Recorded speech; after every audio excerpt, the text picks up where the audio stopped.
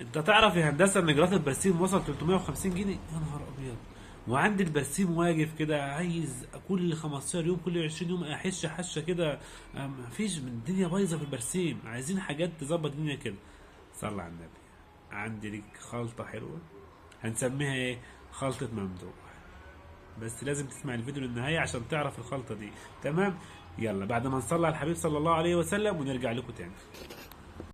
إن الله وملائكته يصلون على النبي يا أيها الذين آمنوا صلوا عليه وسلموا تسليما. السلام عليكم ورحمة الله وبركاته. بسم الله والصلاة والسلام على رسول الله صلى الله عليه وسلم. موضوعنا النهاردة بعيد عن الجمح والفول والكلام ده كله، متجه للبرسيم. الناس بتشتكي اليومين دولت من غلو اسعار البرسيم وكلام من ده، وعايزين يزودوا عدد الحشات، والبرسيم ضعيف وعايزين حاجة تظبط الدنيا معاك كده. تمام. صلى على النبي. انتوا عارفين ان البرسيم محصول بقولي، فما بيحبش الغذاء كتير.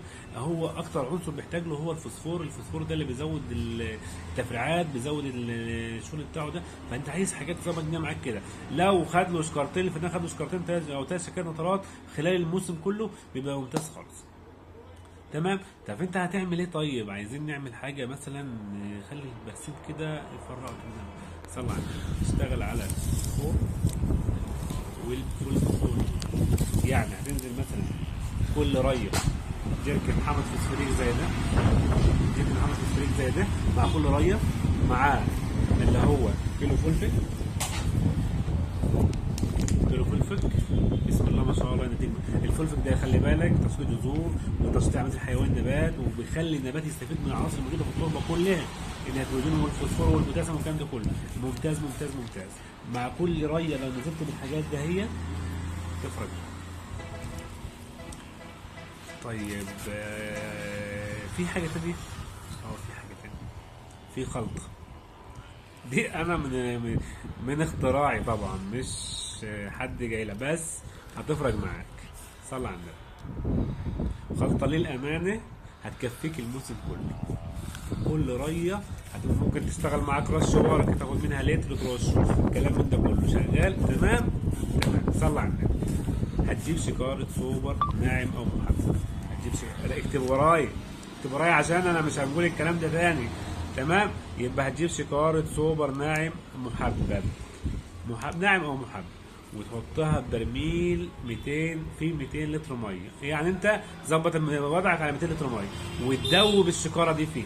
دوبها تدويب، دوبها واصله لك تجليب كده، وتجلب تجليب تجليب تجليب لحد ما تدوب معاك. تمام تمام. هتسيب التجليب ده بقى لمده يومين في الميه. تمام.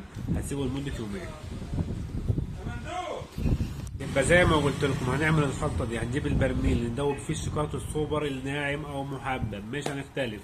تمام. خلي بالك المنجوع ده خلال يومين. تمام. المنجوع ده يحتوي على فوسفور وكالسيوم وكبريت. تمام. معاك ثلاث عناصر اهم: كبريت وفوسفور وبوتاسيوم. تمام تمام. هتجيب بقى حطهم في برميل تاني وليه غطا، هو تعمل له حنفيه من تحت. تمام.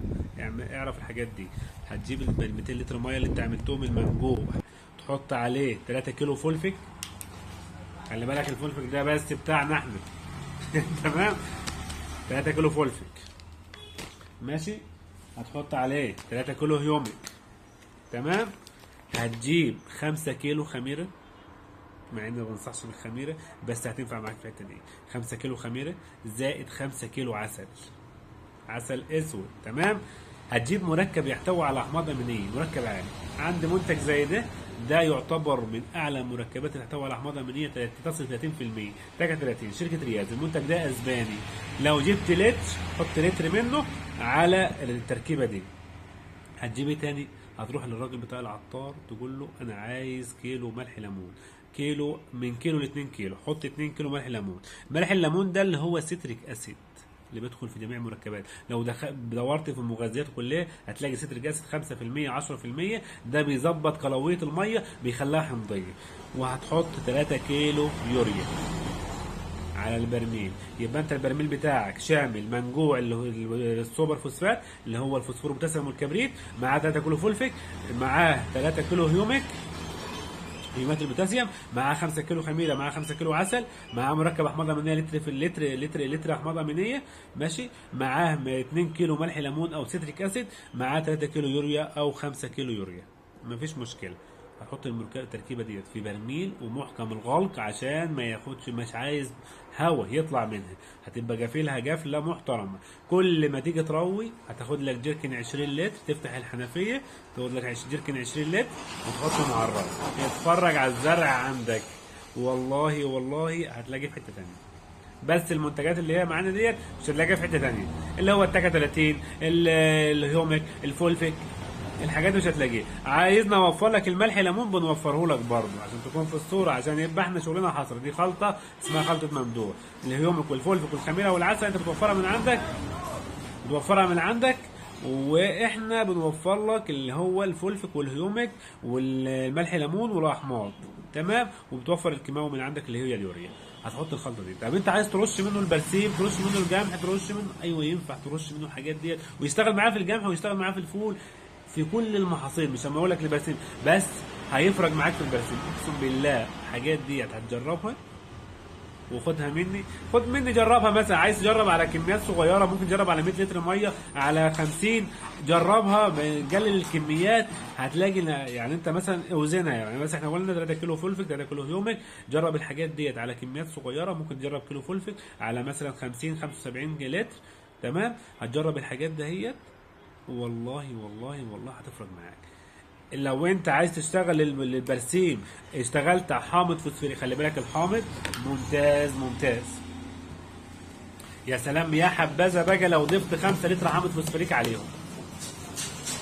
يعني هنقوله الخلطة برضو هنضيفه معاها 5 لتر حامض فوسفوريك. يبقى نرجع للخلطة تاني، 3 كيلو فولفيك، 3 كيلو هيوميك، 5 كيلو خميرة، 5 كيلو عسل، مركب احماض، لتر احماض امينية مركب عالي زي ده اللي هو التاكا 30، تمام، ملح ليمون، كيلو الملح ليمون، 3 كيلو يوريا، 5 لتر حامض فوسفوريك.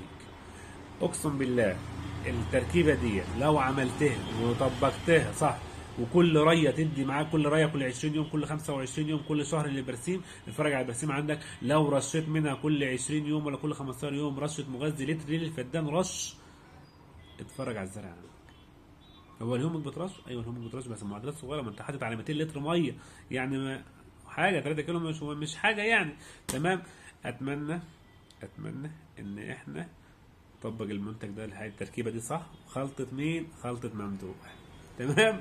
اشوفكم على خير ان شاء الله، وانتظر دايما الجديد وعندي دايما جديد. لو عايز برسمك يبقى حديد وعايز برسمك يبقى جديد، يبقى اشتغل على خلطة ممدوح، تمام. اشوفكم على خير ان شاء الله، والسلام عليكم ورحمة الله وبركاته.